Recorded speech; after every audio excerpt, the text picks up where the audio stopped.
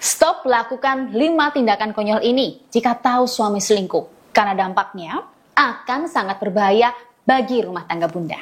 Sebenarnya saya selalu sedih ya Bunda, setiap kali mendengar cerita klien-klien saya mengenai perselingkuhan yang dilakukan suaminya.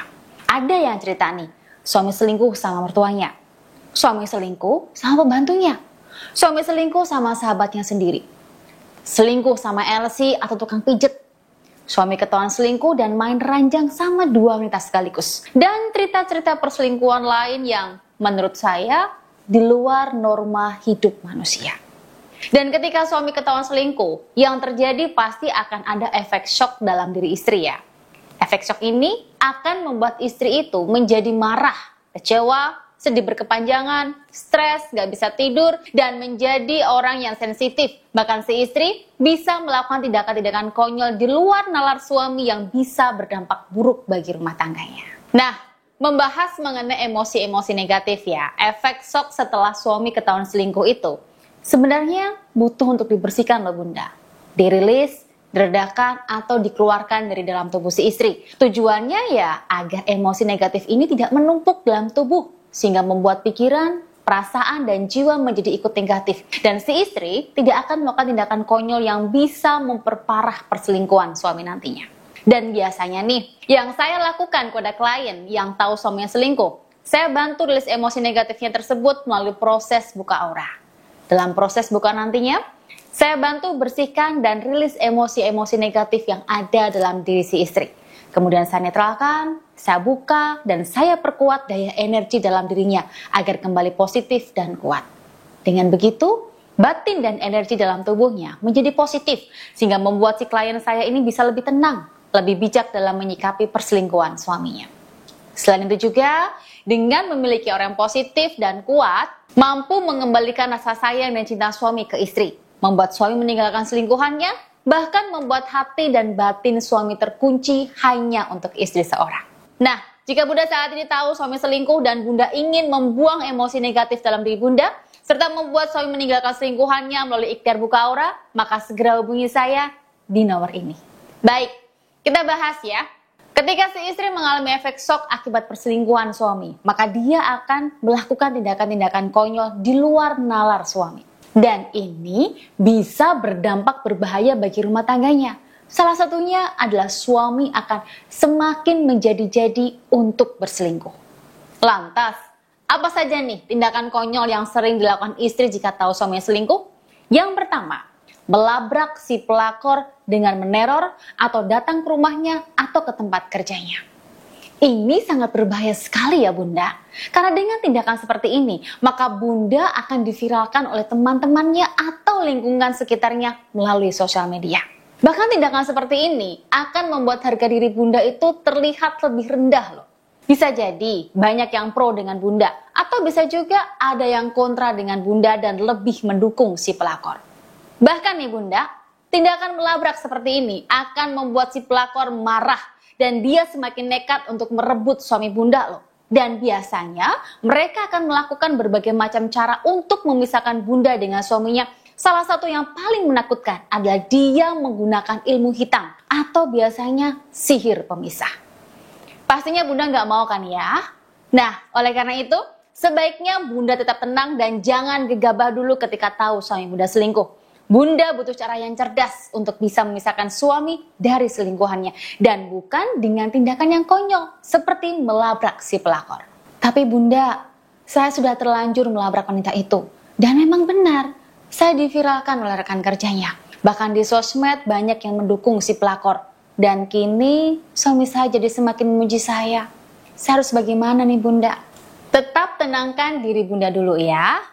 Jika Bunda sudah melakukan tindakan konyol ini dan suami semakin menjauh dan membenci Bunda, maka Bunda bisa hubungi saya di nomor ini agar saya bisa cek kondisi aura suami seperti apa. Apakah si pelakor itu benar kirim sihir pemisah untuk membuat suami benci dengan Bunda atau ada masalah lain? Tindakan konyol yang kedua, istri bersikap overprotective dengan suami.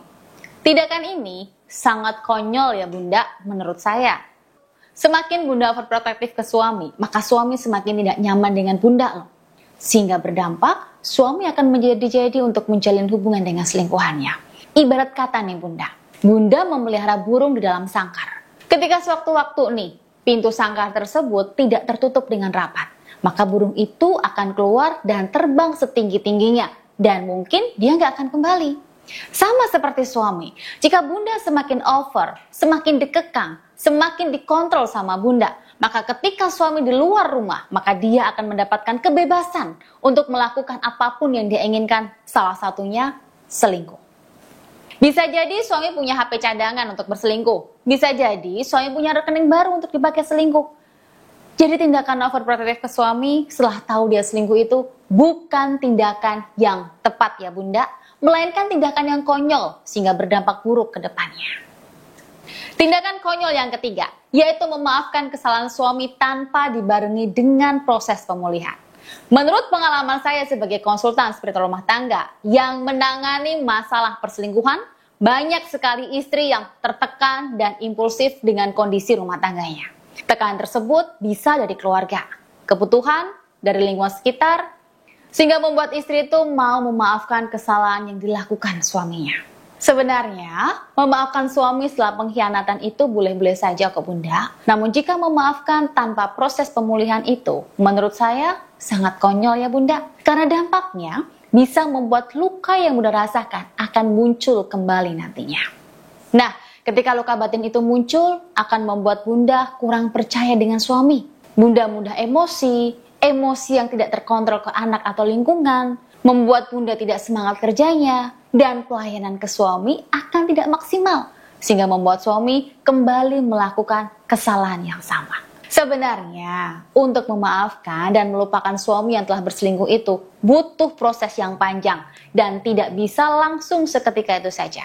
Jadi memang dibutuhkan proses pemulihan dalam diri Bunda agar luka batin akibat pengkhianatan suami itu bisa terhapus dalam diri Bunda dan membuat Bunda lebih dekat dengan kebahagiaan. Nah, setiap klien yang konsultasi dengan saya, biasanya saya sarankan untuk mengikuti terapi penjernihan hati agar bisa memaafkan kesalahan suami dan bisa membuang luka-luka batin akibat pengkhianatan suami.